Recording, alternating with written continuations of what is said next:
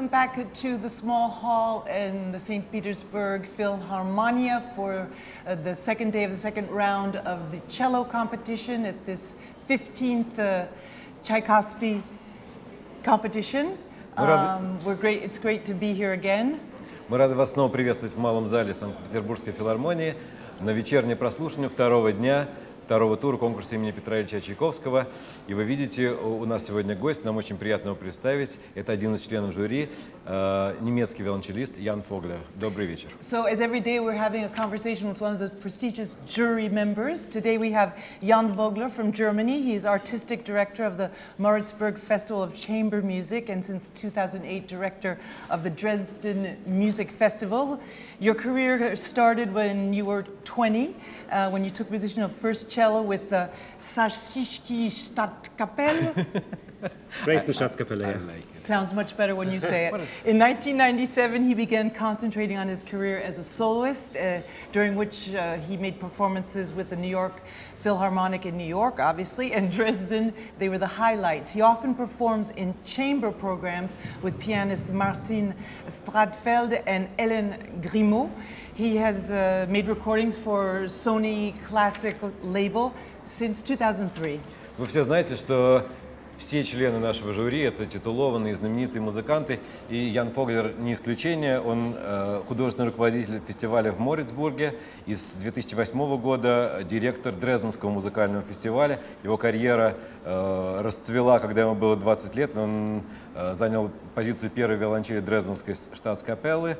В то же самое время он начал заниматься сольной деятельностью, и среди его самых ярких вершин, которых он достиг в своей карьере, выступления с Нью-Йоркским филармоническим оркестром и Дрезденским. Кроме того, он часто выступает как камерный музыкант с пианистом Мартином Штатфелдом и Хеленой Грюмо. Много записей на Sony Classical. Нам очень приятно видеть Яна. Добрый вечер. Мы начнем. Jan, I was wondering what it was like watching for the past 6 days these young musicians. Do you know what they're feeling? Did you go down the same path? Well, my way was different, but I think for all of us it's very impressive to see that the next generation has this incredible fire also for the music, and that they're dedicating all their day, all their thought, all their feelings to one thing, and for them really the cello is the center of the universe, and that's very positive to see. Yes. Вопрос был о том, шли ли вы этой же дорогой в музыку и как вы себя чувствуете на месте этих людей. И наш гость ответил, что он пришел несколько иначе, как мы видели из его биографии, вообще говоря. Но тем не менее, огромное удовольствие и радость видеть, что столько молодых людей концентрируются на одном самом важном для них предмете, насколько они любят музыку, свой инструмент. И приятно видеть, как это для них важно. Do you remember, Jan, who was the first person, be it a musician, a composer, a friend, that gave you, as you say, the fire to say, I want that instrument, I want the cello? I think my parents gave me the cello, and it was very nice to see that it was the right choice. I loved the cello from the beginning, but I think the interesting part, what we're all thinking here when we hear these wonderful young cellists, is that it's really a career is like a long staircase, and you know every step matters, and even winning this competition, it's in a way it's one step, so it's incredibly long, and you need that passion, you need that fire from within. And we see it with many players here, and I wish they will all make great careers, because I think they deserve it, and they have that fire, and they don't care how many steps it takes. Вопрос о том, кто вас вдохновил на то, чтобы стать виолончелистом, может быть, какой-то артист или композитор. И Ян Vogler сказал, что это были родители, которые вручили ему виолончель, которая ему и до этого нравилась. И он очень рад, что так все получилось. И также мистер Vogler заметил, что все достижения на этом пути – это некие шаги, ступени лестницы, и даже победа на конкурсе Чайковского все равно это некий шаг, и ты обязательно должен делать следующие шаги, а для этого тебе необходимо иметь этот огонь внутри себя. И он очень рад, что у наших конкурсантов этот огонь есть. You are very interested in chamber music, as we saw from your biography. Why chamber music? Can you feel surrounded by fewer people, it's an easier way to be heard? I know you're a soloist also in orchestras, but why did you go down the path of chamber music? I think chamber music is what we really we learned the instrument for. It's the crown of all the music, the sonatas, the quintets, the quartets. That's where the composers also put their hearts. That's why it's so important what we're hearing this round, this recital program of the participants. When they play a sonata, they really show everything. They show their sense of structure, they show their taste, they show, of course, their energy and how the energy, is talking or in dialogue with the music, with the energy in the music. So it is really the highest art, I feel. And the concertos with the orchestra is more, you have the stamina, you have studied, and then you go out and you do it, and you has a sportive, almost sportive aspect. While in this setting here, in this wonderful hall, which I really adore, really the people have to work with the audience and work with the atmosphere in the hall. And that's actually the real training for the future. Вопрос был о том, какое место занимает именно камерная музыка, поскольку Ян Воглер – директор 2 фестивалей именно камерной музыки. И ответ замечательный, который мне очень понравился, был о том, что вообще камерная музыка – это то, для чего мы все учимся музыке, и для чего композиторы писали, это некая вершина, потому что именно в этой музыке достигается какое-то наибольшее взаимопроникновение музыканта и автора. Кроме того, общение музыкантов между собой, которые играют на разных инструментах, это то, ради чего музыка создана. И в этом зале, конечно, в противоположность в какой-то мере выступлению с оркестром, когда есть ты, есть инструмент, есть заряд какой-то, который ты должен донести. Камерная музыка — это всегда диалог, это всегда какая-то работа мысли и чувства прямо в этот момент. I was wondering also, this is a very technical question, but some of these young musicians come accompanied by someone they know, and others, they're assigned just got them someone here. that just got them. We met, it was a case last night, we saw one of the cellists downstairs, and the girl just got there, been called up, come to St. Petersburg. Is this a disadvantage, or is that It was part not like of... this, of course, but it's very close maybe to not a this. disadvantage, but I mean, can you imagine yourself in that position, is to get to know the person, to see if there's chemistry? Well, I think what's very difficult is when you grow up, you have parents or teachers, when to lose them. Not to lose them in general. Of course, you love them, you stay in touch, but when you are independent. My parents pushed me very early to be independent. When I was 15, I would go to a competition by myself and would be independent. So they should say, you should make your own experience. It's a safe environment. There are lots of nice people around, and it can work for someone also that he's longer with the traveling companion, either a parent or a teacher. It's individual. Okay. It's very individual, but I think independence is key.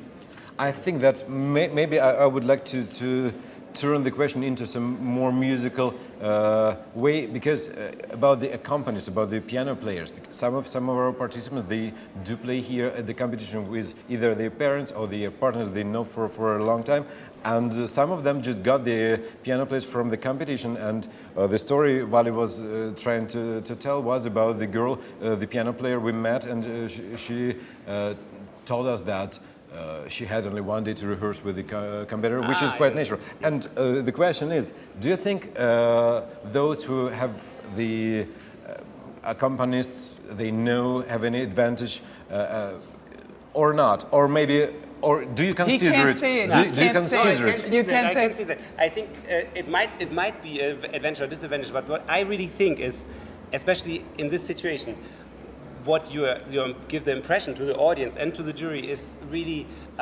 your cello playing. So what you can do on the cello, your facility and your character. That is the main thing. So unfortunately, in the situation like this, the pianist is a little bit in the back scene because we can't. But still, in Rachmaninoff sonata, it can be really on the back. But still, you see the personality of the player, and even if they play with someone they have never played with, it might be harder. But I trust very much in personality, and I think in the end also that's going to make their career. It's the chemistry between their ability and the character. And to adapt. Yeah. But did you ever, as a member of jury, did you ever have a look at because it's quite obvious, so some of the same companies are playing with different guys, which means that they got them from competition, and then you instantly saw the beautiful ensemble, even if you know that the guys met each other like yesterday. Do you ever consider that or not? I really try not to. I see. It's really something, it's an extra. It's very nice if there's ensemble, but in this situation we are so focused on the cellist. I'm sorry to say, but it's a No, you're good to say it. Good to we are say so it. focused on the cellist that I think we can, even if a pianist is a little too loud or doesn't quite understand the musical ideas of the No participant, problem, I yeah. think we can pick it up.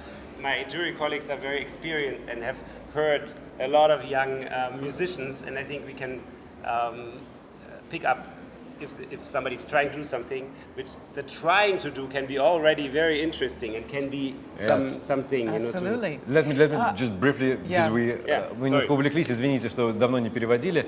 Но, в общем, был общий вопрос, сразу поделился на две части. Проще ли быть одному в таких поездках или в сопровождении кого-то, кого ты знаешь? Мы видели многих людей здесь с родителями, и Ян Фоглер сказал, что это зависит от положения в семье. Его в свое время родители в 15 лет отпустили одного на конкурс, и тут есть тоже, наверное, какие-то плюсы. А вопрос о музыкальном сотрудничестве с концертмейстерами, с пианистами, как их ни назови, тоже мы обратили внимание на то, что есть кто-то, кто приехал со своим партнером по ансамблю, кто-то получил его от конкурса, но господин Фоглер сказал, что для членов жюри на этом конкурсе, несмотря даже на то, что сейчас у нас камерный раунд, все равно на первом месте виолончелист, и даже если есть какие-то огрехи в ансамбле, то они вообще не обращают внимания на то, новый ли это партнер или уже сложившийся дуэт, потому что на первом месте виолончель, и даже если ансамбль не получился, но они видят попытки его сделать, это уже как бы в зачет.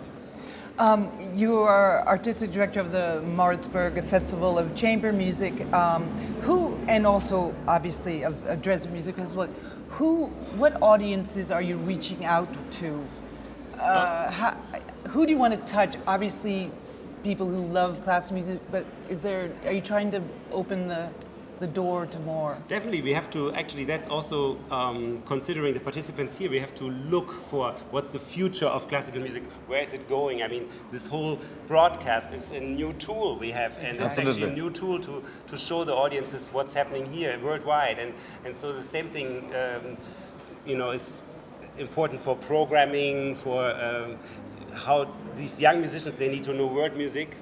And that's also what I'm trying to program, a wider range of music, because that is our time, definitely. And I think it's very important, the experience I have from the festival, programming Mahler symphonies or operas or dance, is that I come back to my cello and I feel, okay, this is the audience, and the audience is longing for something from us, and we need to know that. I mean, we are only performers, and I'm trying to tell some of the young players, we are only performers. It's a lot, and it's little at the same time. We are making the music alive, but we are also, when we are gone, somebody else is going to come and also play this music beautifully. Yeah? So we have a opinion, we have a job right now, in this minute, in our time, in different places with different tastes. Вопрос был о том, как привлекается аудитория и к фестивалю, как руководитель фестиваля, для кого это удел, это избранных людей или нет. И Ян Фоглер ответил в том духе, что, конечно, мы стараемся искать новые подходы и привлекать новую публику. И, в частности, наши трансляции на Medicitv – это один из инструментов, которым мы для этого пользуемся. И, конечно, всегда речь идет о том, что не мы центральная фигура, не мы, в смысле исполнители, центральная фигура на фестивалях и на концертных площадках, а это аудитория и, в общем-то, музыка, которая существует, и поэтому он всячески поддерживает расширение диапазона музыки, выбранной для конкурсов и для концертов, потому что мы всего лишь исполнители, мы выполняем некую функцию, а есть композитор, есть музыка и есть аудитория, и наша задача заключается в том, чтобы их совместить. I also have a question, if I may. Yeah, please. I mean, you are director of two festivals of chamber music, and I know that it's not only my personal interest, but there are a lot of people all over the world who want to know how we, for instance, I play in a string quartet, and I think I'm good, and or the quartet is good, and we want to become members or to perform at your festival. How do you attract the artists? Because yesterday we played a video with Gidon Kremer. We remember this famous letter of him to Verbier Festival, yes, when he was blaming them for making a small circle of guys who don't let other people to participate. So that's the direct question to the Yes. best source of the answers. That's a good question. Well, I think what's interesting for me, that's of course my personal taste. Now it comes to my personal taste. Not here at the competition. I try to put my personal taste back, but with the festivals, I would say I believe very much in young people when they're coming with this full energy, like what we're hearing here, and very established artists. In between, it is a rocky ride because basically when you're young, you have all this energy that attracts audiences also very much. And when you are established, of course, you have an audience. Every festival needs a few of those artists who have an audience, who are recognized for their energy, which they have transmitted for many years. So I'm very much attracted with both festivals. If you look at the programs also in Moritzburg, you will see very famous artists, very young and gifted artists. And the collaboration between both. I think that is key also for the artists to jump into this professional life and have an accelerator. Thank you. Keep it. I just... Я хотел просто перевести, потому что мой вопрос был по поводу того, что мы вспомнили Гедеона Кремера, который выступил с письмом в осуждение фестиваля Вербье за ограниченный круг участников. Я спросил, откуда господин Фоглер берет участников для своих двух фестивалей, потому что это уверенно, это касается не только меня и, так сказать, но и массу моих коллег по всему миру. Как попасть, как стать участником?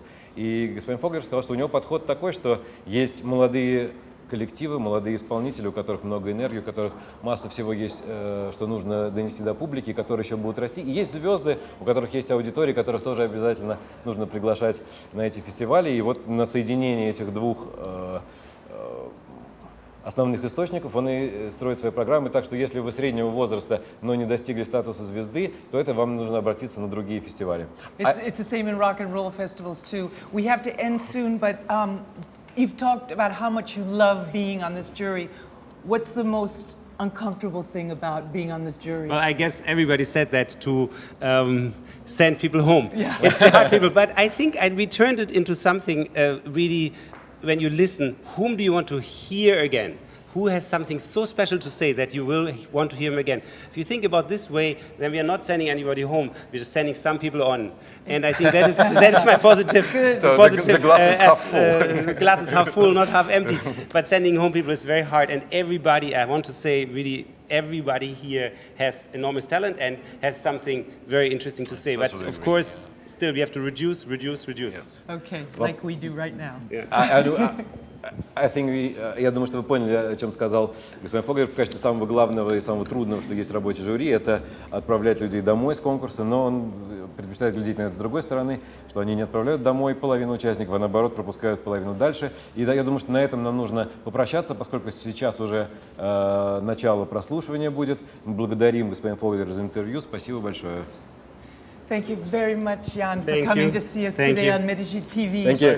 And the competition continues. And thank you.